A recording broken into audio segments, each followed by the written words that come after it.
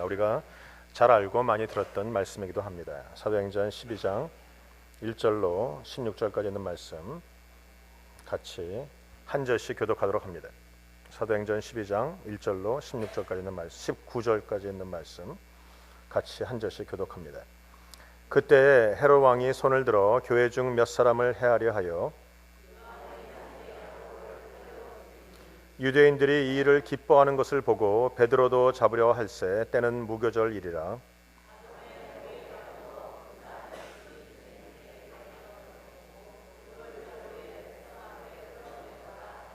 이에 베드로는 옥에 갇혔고 교회는 그를 위하여 간절히 하나님께 빌더라.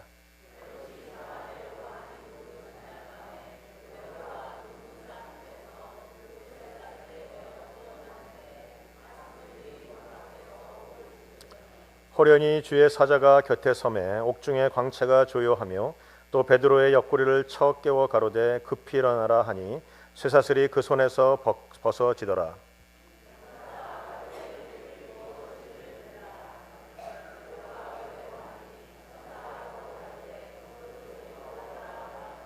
베드로가 나와서 따라갈새 천사의 하는 것이 참인 줄 알지 못하고 환상을 보는가 하니라.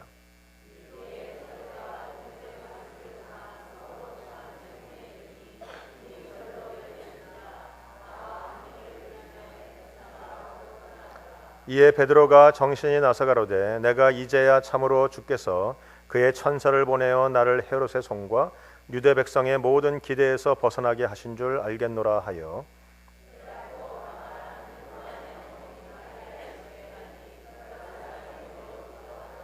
베드로가 대문을 두드린데 로데라 하는 계집아이가 영접하러 나왔다가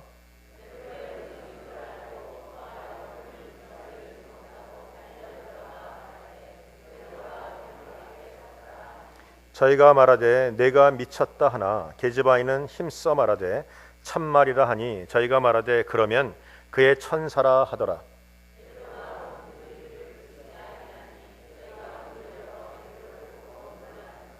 베드로가 저희에게 손짓하여 종용하게 하고 주께서 자기를 이끌어 옥에서 나오게 하던 일을 말하고 또 야고보와 형제들에게 이 말을 전하라 하고 떠나 다른 곳으로 가니라.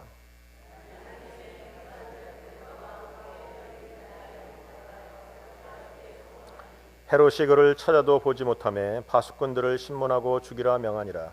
헤롯이 유대를 떠나 가이사랴로 내려가서 거하니라.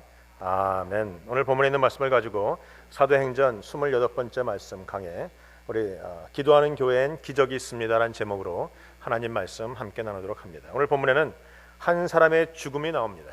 한 사람은 죽고 한 사람은 살아나는 장면입니다.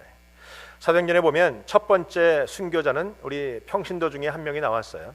우리 초대교회 7명의 그 집사 안수 집사 중에서 한 명 스테반 집사가 첫 번째 순교자로 나오고 오늘 본문에 보면 사도 즉 지금으로 말하면 목회자 정도가 되시는 그런 분들 중에서 한 분이 세상을 떠나는 장면이 나옵니다. 이들은 사도입니다. 예수님의 12명의 제자 중에서 가룟 유다를 제외하고 11명 그 11명 중에서 특별히 예수님이 사랑하고 함께 데리고 다녔던 수제자 중에 3사람 베드로와 요한과 야고보입니다.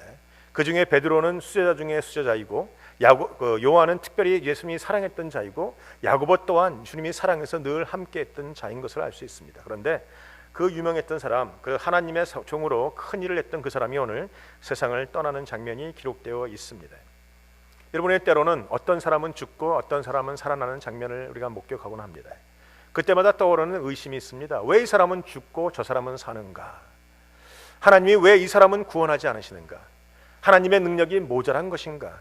이 사람이 고난을 당하거나 죽거나 병드는 것이 혹은 그 사람의 죄 때문이 아닌가? 우리의 많은 생각이 우리의 머리를 움직이고 있다는 것입니다. 여러분은 어떻게 생각하십니까? 왜 야고보는 죽어야 되고 왜 베드로는 살아야만 되는 것입니까? 왜 하나님은 야고보는 죽이시고 베드로는 살려주신 것입니까? 무엇이 문제이고 무엇이 다르다는 말입니까? 여러분이 성경을 볼 때마다 그런 좀 의문을 가지고 볼 수 있는 것도 좋을 것 같아요. 그러다 보면 하나님이 우리에게 응답해 주시고 깨우침을 주시고 하나님이 모든 것을 밝게 알게 하신다는 겁니다. 아무튼 우리가 그런 문제를 좀 나누길 원하는데 오늘 본문에 보면 그 문제를 나누기 전에 한 사람을 먼저 주목합니다. 12장 1절에 보시면 헤롯 왕이라는 사람이 나옵니다. 우리가 헤롯 왕 많이 들었던 이름 아닙니까? 성경을 보다 보면 헤롯 왕이 5명이 나옵니다. 신약에 5명이 나와요. 첫 번째 헤롯 왕은 우리가 잘 알고 있는 것처럼 예수님 탄생할 때 동방박사가 쫓아가서 별을 보고 가다가 별이 사라지니까 그때 왕으로 있던 헤롯 왕 집에 가서 찾아가서 물어보는 그 장면. 그래서 그 헤롯 왕이 자세히 듣고 사람을 보내서 나중에 예수의 태어나는 그때쯤에 태어났던 모든 남자들을 다 죽이라고 명했던 그 헤롯 왕입니다. 두 번째 헤롯 왕은 그 아들이었는데 헤롯 아켈라오라고 하는 사람이 왕이 됐지만 한 2년 정도 왕노릇하다가 모든 면에서 죽고 끝나는 사람이 있어요.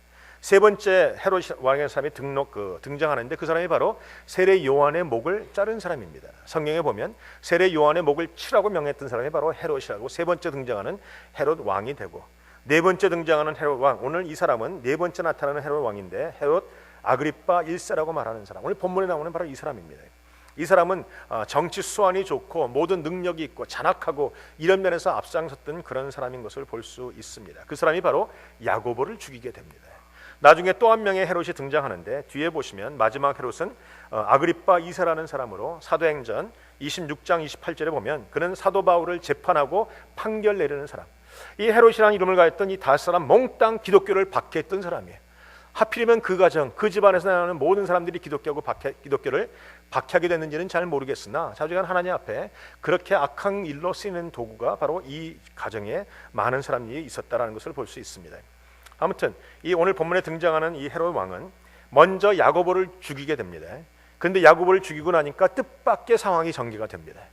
야고보가 하는 일이 좀 괘씸하고 해서 붙잡아다가 죽였는데 보고 나니까 사람들이 너무너무 좋아합니다. 유대인들이 야고보가 죽은 것을 슬퍼하기보다는 기뻐하고 즐거워하는 일들이 있었다.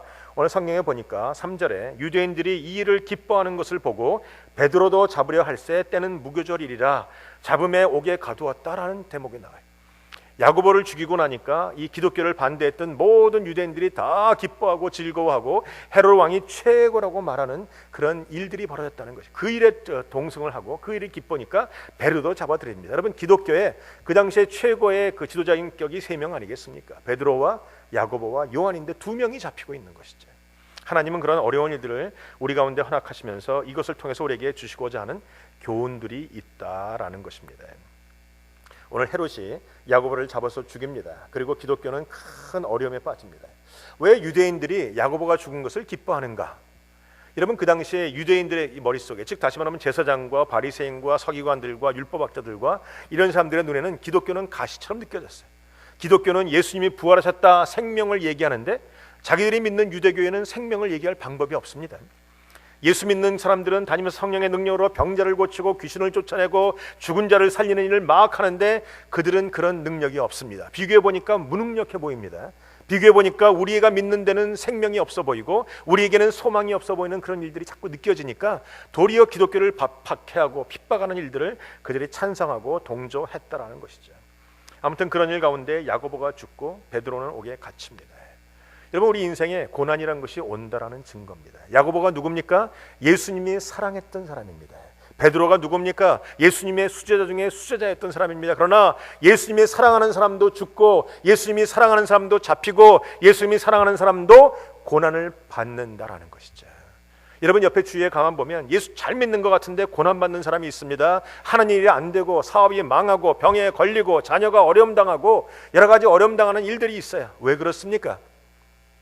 우리가 그것을 어떻게 이해해야 됩니까?